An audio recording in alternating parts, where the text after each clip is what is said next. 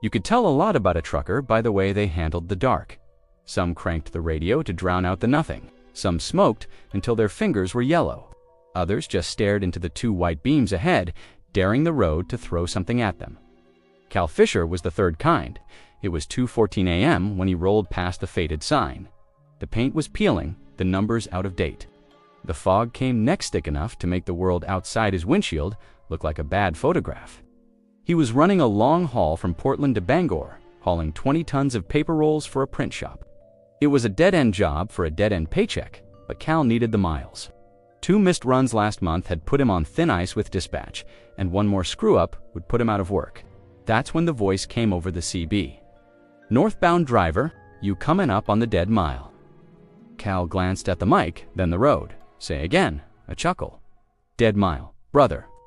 Route 17 between mile markers 212 and 213.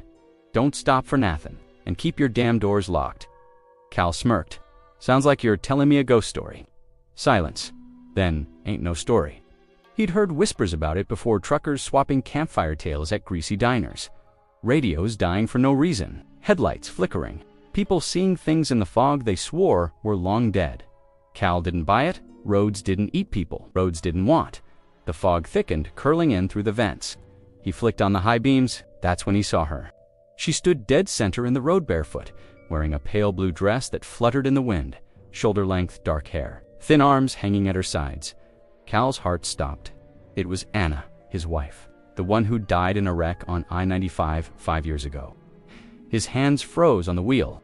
For a second, he thought he was seeing things. Lack of sleep, too much coffee, but then she looked upright at him, and her lips moved. "Run." Cal swerved hard, tires screaming. The trailer chettled. He caught a glimpse of her face as he passed 2 pale eyes too wide, like she'd been pulled from deep water. Then everything went black. When Cal opened his eyes again, the cab was cold. The dashboard clock read for 57 a.m. The fog was gone. He was parked on the shoulder of a 2-lane road he didn't recognize. The trailer was still hitched, but when he swung open the back, it was empty. And on the floor of the cab, sitting on the worn rubber mat, was Anna's wedding ring. The wedding ring was cold in Cal's palm. Not cold like metal left in a truck overnight, cold like riverstone, the kind that's been sitting at the bottom of black water for years. He turned it over, thumb running along the tiny engraving inside. Forever, Anna Cal's first thought was that someone was messing with him. A sick joke? Maybe one of the guys from the yard planted it. Maybe the stress of the past few weeks had fried his brain enough to make him forget he depacked it himself. But deep down, in a place he didn't want to touch, he knew better. He started the truck engine coughing into life and pulled back onto the road. The GPS on the dash showed him 40 miles off his intended route. Somewhere between towns he'd never heard of, Kidder's Hollow and Low Bridge, he reached for the CB mic. "Breaker! Breaker! Anyone got a read on northbound Fisher? Over static." He tried again. "Anybody on Route 17 hear me?" The static hissed, then broke with a voice that wasn't quite right flat, too slow. "You saw her." Cal's knuckles whitened on the wheel. "Who is this? You saw her? She told you to run." The line went dead. By the time he made it to a truck stop outside Bangor, the sun was up. The world looked normal again. No fog, no dead wife standing in the middle of the road. But the trailer was still empty. 20 tons of paper gone. No sign of forced entry. No way anyone could have unloaded it without him knowing. The yard manager at the print shop was furious. "You expect me to sign for nothing, Fisher?" The man snapped, clipboard in hand. "Dispatch says you left Portland at midnight. You show up here almost 5 hours later with a goddamn empty trailer. You know how much this costs us?" Cal tried explaining at least part of it, that he'd blacked out, that he'd lost time. He didn't mention Anna, didn't mention the ring in his pocket. The guy just shook his head. "You're done here?" That night, Cal sat in a booth at a diner off Route 1, staring at a plate of meatloaf he couldn't bring himself to eat. An old-timer in a trucker cap slid into the seat across from him without asking, his name Patch Reed Harlan. "You went through the dead mile last night," Harlan said. Not a question. Cal stiffened. So you saw someone you knew." Cal's stomach turned. "How the hell would you know that?" "Because it's always someone you knew," Harlan said. "Dead or gone, don't matter. They show up, tell you something, then poof-oo lose time.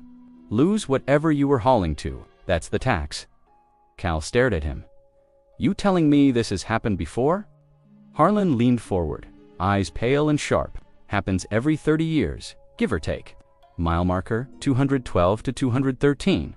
Only it ain't really a mile. Sometimes it's 10, sometimes it's 20, sometimes he trailed off. Sometimes what? Harlan's voice dropped. Sometimes it don't end at all. Cal didn't sleep much after that. The next day, he drove back to the section of Route 17 where the GPS said he'd gone missing. In daylight, the dead mile didn't look like much, just a strip of cracked asphalt between miles of pine forest. No fog, no ghostly wife in the road. But as he passed mile marker 212, the hairs on his arms stood straight. The air felt heavier somehow, thicker, like breathing through wool. The smell hit next wet earth and rust, faint but unmistakable. By the time he reached 213, his hands were slick on the wheel.